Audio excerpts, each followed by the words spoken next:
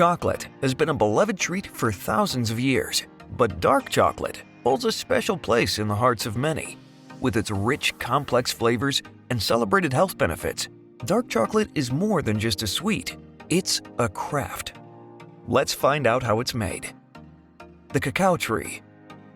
If you want to understand dark chocolate, start with the cacao tree. These trees are like the divas of the plant world, picky, high maintenance, and utterly worth the effort. They refuse to grow just anywhere. They demand a VIP lifestyle, constant warmth around 25 degrees Celsius or 77 degrees Fahrenheit, high humidity, and the shade of taller trees to protect them from harsh sunlight. This is why they're only found in a skinny belt around the equator in countries like Ivory Coast, Ghana, Ecuador, and Indonesia. The cacao tree isn't just fussy about its environment, it's also slow to mature. It takes 5 years for a seedling to yield its first fruit. Moreover, it does not develop like an apple or a mango tree would. Its pods do not grow like stems and leaves. Instead, they emerge directly from the trunk and massive tree branches, which create the illusion that the tree is adorned with thick, colorful jewelry. Each of the pods is a universe on its own. If you decide to crack one open, you'll discover anywhere between 30 to 50 almond-shaped beans snuggled in a gooey, sweet tart pulp. What's interesting is that cacao trees do not need bees for help with pollination. Rather, they depend on tiny flies known as midges. These insects are smaller than a pencil tip, yet they are single-handedly responsible for the existence of chocolate. However, this is a sensitive partnership, and that's why farming cacao is taking a risk. If there's excessive rainfall, the midges will go extinct, while too much shade will cause the trees to die. Farmers refer to cacao as the crop of patience because at every single stage of its growth, such as planting or harvesting, one's patience is tested. Harvesting. The task of harvesting cacao pods is very tedious, and there's no way to avoid this. The pods do not change their color when ready, thus the farmer gently prods them. If the sounds being produced are hollow, then the pods are ripe, whereas if the sound being produced is dull, then the pods are not ready. This skill has been passed through the generations. When the pod is declared as ready, the farmer carefully cuts its stem using a curved blade. Any miscalculated movement may risk cutting the tree's bark. The pods are thrown into baskets or stacked at the tree's base. Later, the pods are opened using a wooden mallet or machete. The beans inside adhere to the pulp like seeds clinging in a pomegranate. Workers extract them using their hands because machines will not be able to replicate the precision needed to avoid damaging the beans. And so, this step has not changed for centuries. The pulp ferments within a day or two, and so the beans have to be collected in that time period. Farmers are required to work fast, and because of that, this task is both art and hustle. During peak season, they might work 10-hour days under the equatorial sun, their hands sticky with pulp, just to fill a single sack with beans. Many cacao farmers take pride in this work for a long time. Many of them come from families of farmers who grew cacao, and so it's identified as more than just a crop, but rather a legacy. Fermentation. Fresh cacao beans taste as bitter as chalk, but entirely different after fermentation. With fermentation being so transformative, it's almost as if you're turning water into wine. Once they're harvested, the beans, which are coated in pulp, are placed into wooden baskets filled with banana leaves. They're covered and untouched for a time period spanning 5 to 7 days. Bind with the pulp, begin a celebration by breaking down the sugars in the pulp, turning it into alcohol. Then with the acids, flow into the beans and begin to activate enzymes that eliminate the bitter compounds. Sugars and proteins rearrange themselves to give birth to the first hints of chocolate. The process of fermentation is exceptionally vital for dark chocolate. Using a longer form of fermentation for up to 9 days allows bolder, complex flavors to shine through. To make certain the fermentation is even, the workers mix the beans thoroughly each day. It is an unpleasant ordeal. The pulp has its own fragrance. The acid irritates vision. Not to mention, it's very dirty. Regardless, these processes are what make chocolate. Without it, all you're left with is bland, sour beans. By day 7, the beans are barely recognizable. the pulp has dissolved, leaving behind plump, brown beans that smell earthy and warm. It's now time for the next step, which is drying under the sunlight, where they will rest at lower temperatures until they're ready to be sent to factories. Drying. The beans, after fermentation, are brittle and wet, so on the farm, they're rolled out on raised concrete patios or bamboo mats that are set underneath direct sunlight. Raking the beans whilst reducing the moisture strengthens the stabilization of the beans. The aim is to reduce moisture level of the beans from 60% to approximately 7%. Too much humidity and mold creeps in, too little airflow, and the beans sour. At the end, the beans are rugged, dried, and ready for traveling the world.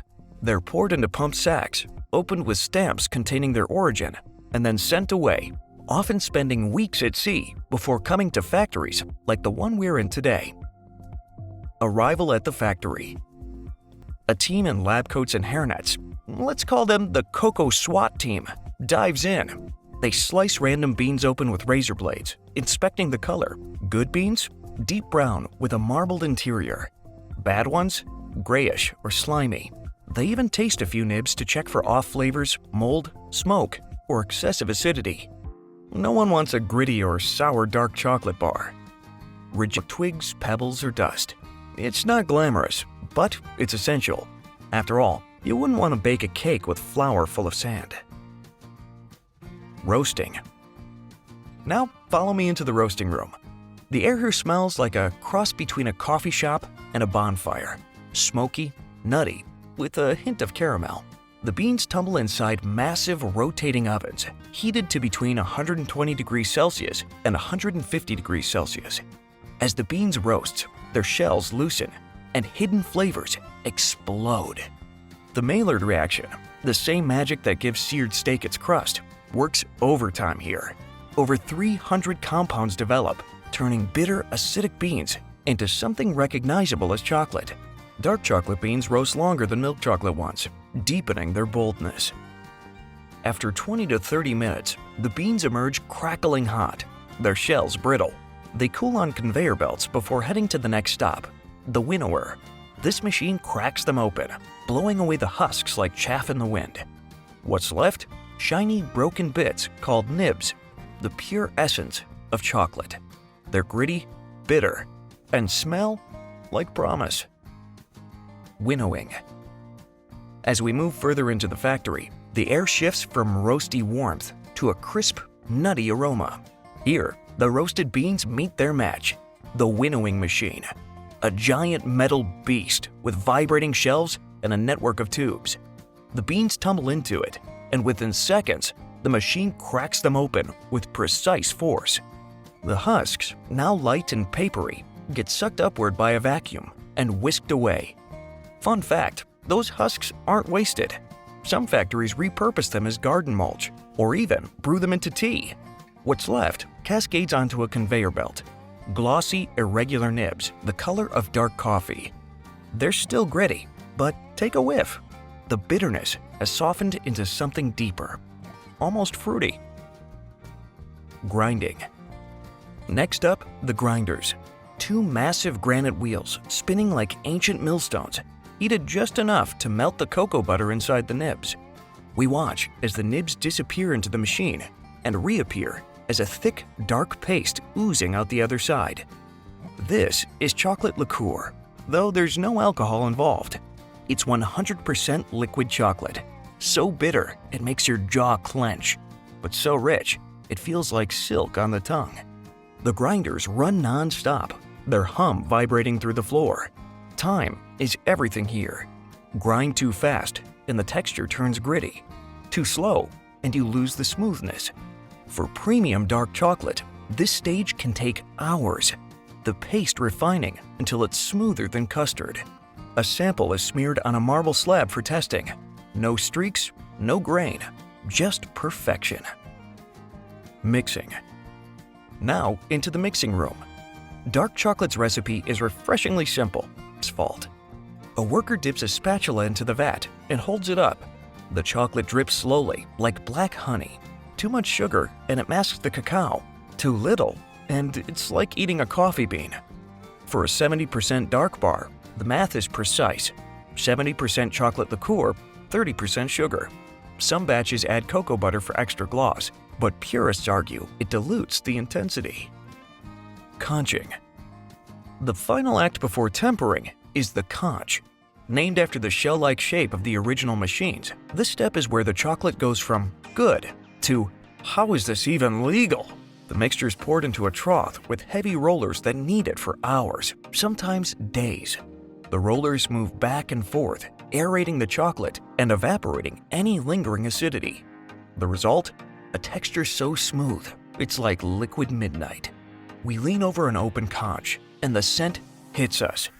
Deep, rounded, with a hint of red fruit.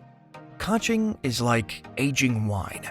The longer it goes, the more complex the flavor. Some luxury brands conch for up to 72 hours, coaxing out subtle notes of caramel, citrus, or even spice. As we watch, the chocolate swirls in a hypnotic rhythm, glossy and inviting. It's hard to believe this started as a humble bean in a sticky pod. Molding and cooling. Next up, the molding line. The tempered chocolate pours into stainless steel molds, each cavity shaped like a classic bar. The molds clatter along a vibrating conveyor belt, the jiggling motion coaxing out air bubbles.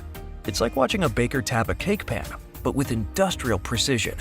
For fun, some molds are embossed with patterns, quilted squares, floral motifs, or even factory logos. The transformation is almost surreal. What was liquid moments ago now emerges as solid bars, glossy and geometric. Workers pop them onto the molds with practiced flicks of their wrists. A few bars are set aside for quality checks, weight, thickness, and that all-important wrapping and quality control. Now, the wrapping room. Foil wrapping machines whir like robotic origami artists. Each bar is sheathed in foil, sometimes gold, sometimes matte black, to protect it from light and heat. The foil is crimped at the edges with military precision, followed by a paper sleeve stamped with cocoa percentages and tasting notes. But not every bar makes the cut. At the end of the line, a laser scanner inspects each one for flaws, air bubbles, cracks, or smudged packaging. Rejects are melted down and recycled. The rest are boxed, sealed, and stamped with batch numbers. Our tour ends in the shipping bay, where pallets of chocolate bars stand ready for their global journey. Dark chocolate's fan base is growing fast. Europe still leads. Swiss and German brands are iconic, but the US and Asia are catching up. In Japan, single origin bars are a luxury akin to fine wine. In America, health-conscious buyers flock to 85% and 90% cacao for its antioxidants and low sugar. Yet, for all its sophistication, dark chocolate remains universal. It's gifted on Valentine's Day, melted into sauces, nibbled during late-night cravings. And behind every bar is this: tropical forests, sunburnt farmers, roaring factories, and a chain of humans obsessed with perfecting something bittersweet. So, what do you think about this? Let us know in the comments section below, and make sure to like the video and subscribe to the channel.